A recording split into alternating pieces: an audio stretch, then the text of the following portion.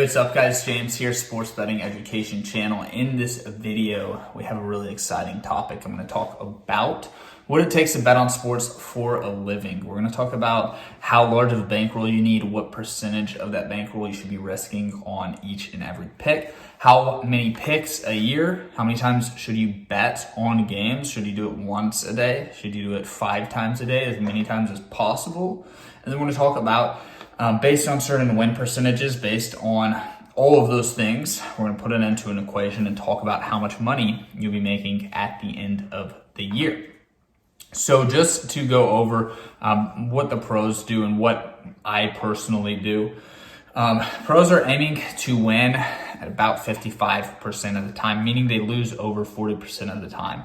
Now, if you have a year where you win 60%, which happens, so those are good years, that's a really good year for you. That's not realistic over the long term. And if you have a year where you win 60% of the time, you might have another year where you win 50% or 48% of your picks. But when it averages out over the course of your career, if you know what you're doing and if you're finding an edge each and every game over a large sample size, you should be in the mid 50s to hopefully upper 50s more times than not. But realistically, we'll say you win at a 55% win percentage. Now, in this first example, I'm going to go over some numbers that I have written out here on this sheet of paper, and then I'm going to have it pop up on the screen. But in this first example, for fun, we're going to say that you're a little bit more successful than the average professional sports bettor. We're going to say that you win at a percentage of 60%. So 6 out of 10 times you're winning. You're going on 6 and 4 runs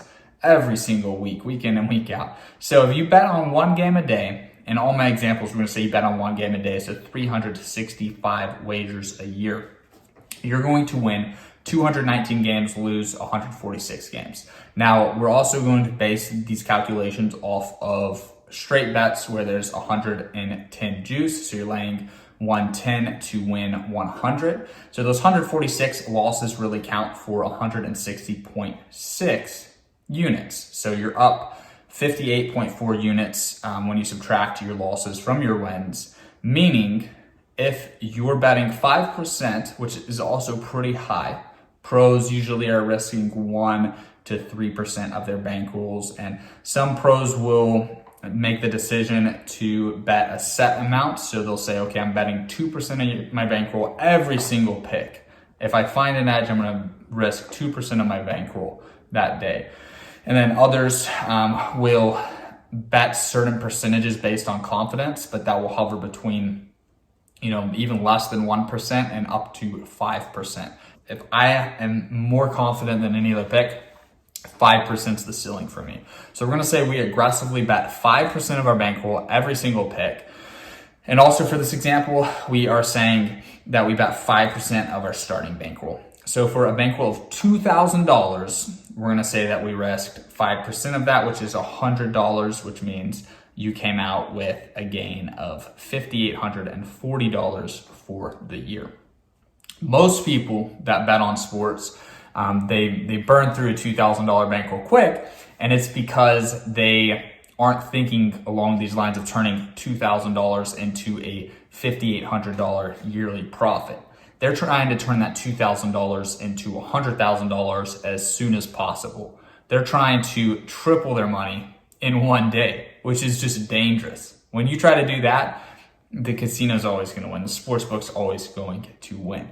And that's why these sportsbooks are so successful. They have so many people out there that put $2,000 in and are trying to turn that $2,000 into $100,000. None of them do, or maybe 1 in 10,000 of them do. And the sports books take everyone's money. This example, remember, is winning 60% of the time, which is very difficult to do. And then also risking 5% of your bankroll, which is a very high amount. It's really the highest you should be risking.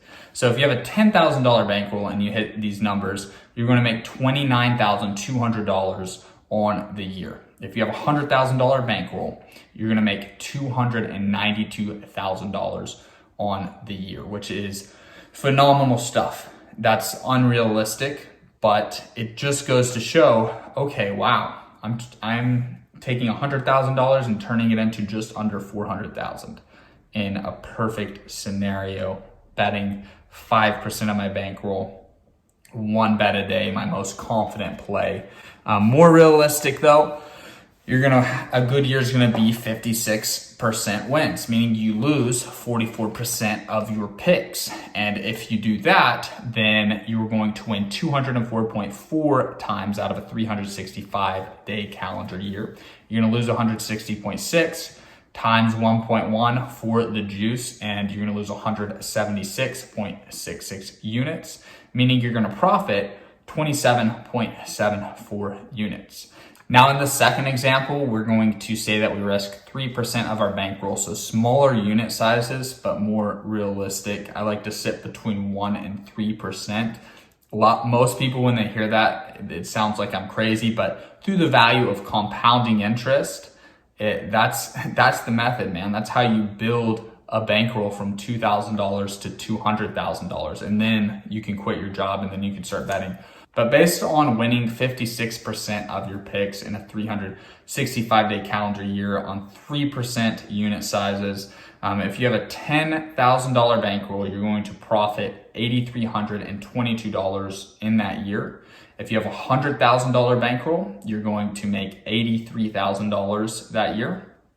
And if you have $1 million bankroll, you're going to make $832,000 that year. This bottom amount that's realistic right there. That's really what I believe most pros are sitting on. They have started when they're young. They've been very disciplined over decades, and they've built those bankrolls up to $1 million, a few $1 million, and they're risking maybe less than 1% of their bankroll on a given pick. If you bet on 3 picks a day, you can multiply those profits by 3, assuming that you're not emotionally tied to your previous pick and each and every pick is unique and isolated from the other picks, which most people can't do, right? Most people go on a 3-game win streak and they get aggressive because they think that they can't lose, or they lose a few games and they start making bad decisions because those losses are affecting them. But if these pros, they get to the point where each and every pick is emotionless, some of them analyze the numbers, don't even watch the games. That's certainly not my strategy. But they're able to bet on more games than one a day.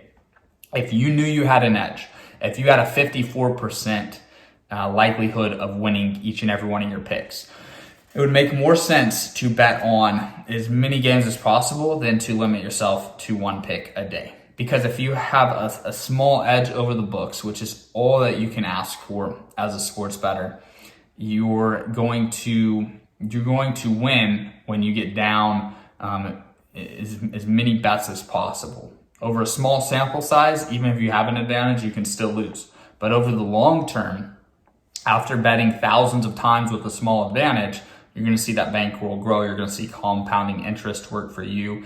And you're going to see something in this bottom, like in this last example I went over, where you go 204 and 176, risk 3% of $1 million on each play, and you walk away with $832,000 a year. All right, guys, so I hope you enjoyed this video. I hope you took something away from it. Please let me know in the comment sections if you have any questions, or if you want to expand on anything I went over in this video. I truly appreciate each and every one of you watching this video to the end.